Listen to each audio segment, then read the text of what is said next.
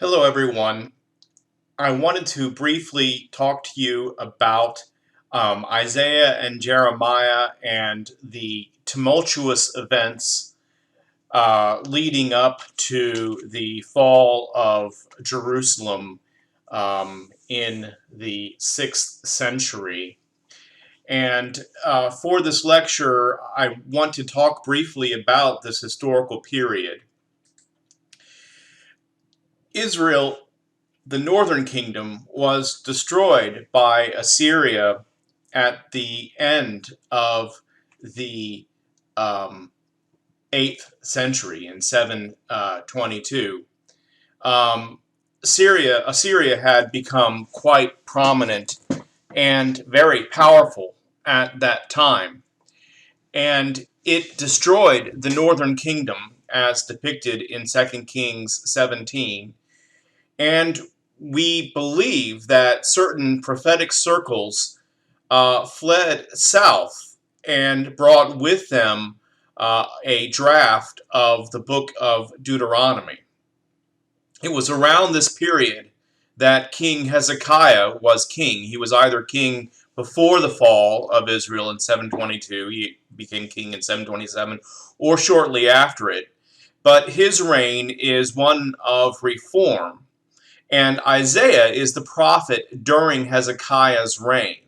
So we can look at the book of Isaiah as part of an agenda, a prophetic agenda, to reform Israel before it's too late, or to reform Judah, the southern kingdom, before it becomes too late.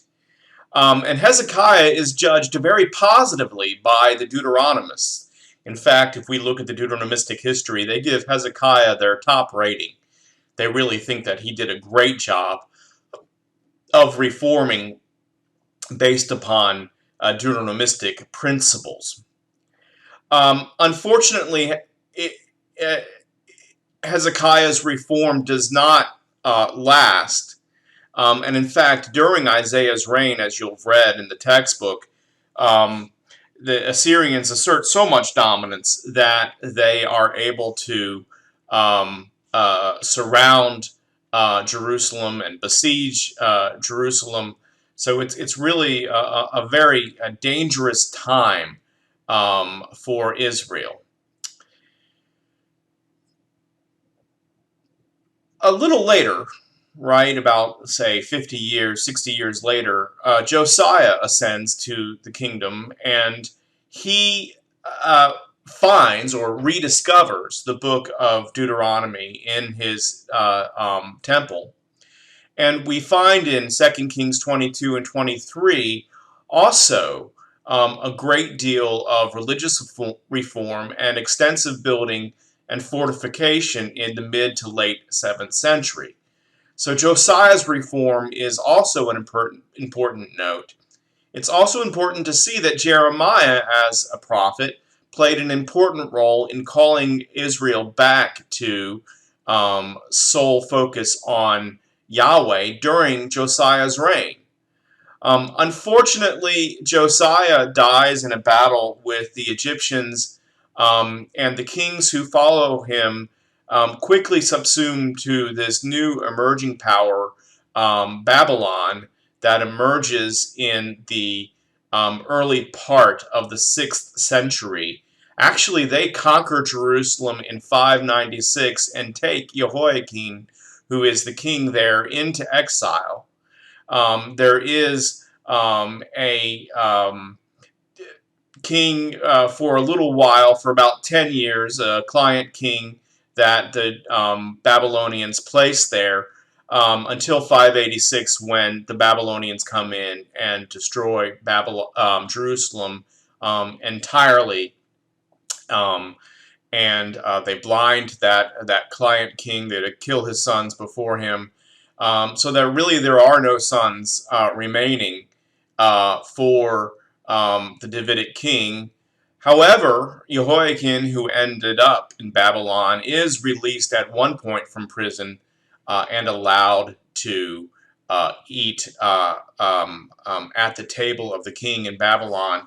There is some hope, perhaps, that Israel might be restored. Now, if we look at the book of Isaiah, the contemporary critics, really since the 19th century, have divided it into three parts. There, what is called First Isaiah, which is chapters 1 through 39, which is probably dated likely to the time of Isaiah in Jerusalem. Second Isaiah, which seems to depict the kind of theology of return and exile. So it's certainly during the 6th century when Israel has been in exile. And then third Isaiah, which is during the resettlement period and is largely apocalyptic in nature. What this shows is there's probably a school of Isaiah writing throughout this entire period, that the prophet not only had disciples, but that his disciples started a school that would maintain worship and his fidelity to the prophet's writings over a period of multiple generations, so that they sort of are writing the way the things that Isaiah taught during his lifetime, and then developing his theology even more. If we look at Isaiah's message, as well as in really Jeremiah's message, or all the prophets, that Yahweh is in judgment over Israel and the nations. Yahweh is a historical God, a God who engages in history. At times, Yahweh seems to suggest support for royal ideology. So Hezekiah really was the fulfillment of the Davidic ideal, and his reforms are judged well by Isaiah, right? However, Isaiah still has his prophetic opposition to worshiping other gods, and certainly exploitation of the widows and the poor in society. And so whenever the kings assert too much authority, or they're distracted to worship other gods, or don't see God acting in history through their enemies, Isaiah calls them to account.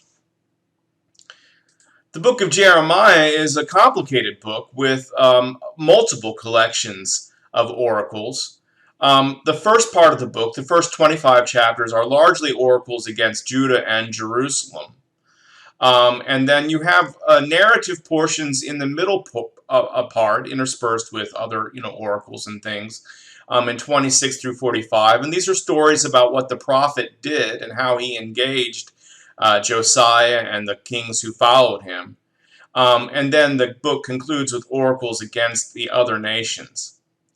One interesting thing about Jeremiah is that he was a prophet who engaged in prophetic actions or prophetic gestures in order to demonstrate his prophecy. He claims not to marry in Jeremiah 16 because he believes that there's going to be a great cataclysm and destruction, that God and Yahweh is going to bring about this destruction, and people will lose their spouses. And so he says he'd rather not marry so that his wife and potential children don't have to go through the kind of horrors that Israel is going to go through. In Jeremiah 19, he purchases a jug and he breaks it in public. And he says, look, this is what's going to happen to Israel if you all don't follow Yahweh, if you don't return to Yahweh. When the various kings come to support Jehoiakim's rebellion against the Babylonians, Jeremiah purchases an animal yoke and walks around with a yoke on his head and says, this is what's going to happen to these kings for rebelling against God's chosen adversary. He's got this idea that the Babylonians are chosen by God to punish those who do not follow Yahweh. And then he also purchased a plot of land in his hometown in Anatot in chapter 32. That's to demonstrate that there's still hope. Yes, there may be destruction, but there's still hope. So we find various messages in Jeremiah. On one hand, there's support for what Josiah is trying to do during Josiah's lifetime. And yet, there's also judgment speech about Babylon coming to conquer Jerusalem because Jerusalem has gone astray from those reforms. When the people are taken into exile, They have these prophets who are telling them, oh, it won't last long, don't worry about it. And Jeremiah writes them a letter and says, you know what, you better plant gardens, you better take wives, you better settle in there in Babylon because God's not going to bring you home anytime soon. It's kind of a prophetic judgment, but also saying, look, there's possibility for the future. And of course, there's this wonderful text in 30 through 33 called Jeremiah's Consolation, which does imagine that there will be a renewed future. There will be a time in which God will bring the people back from exile.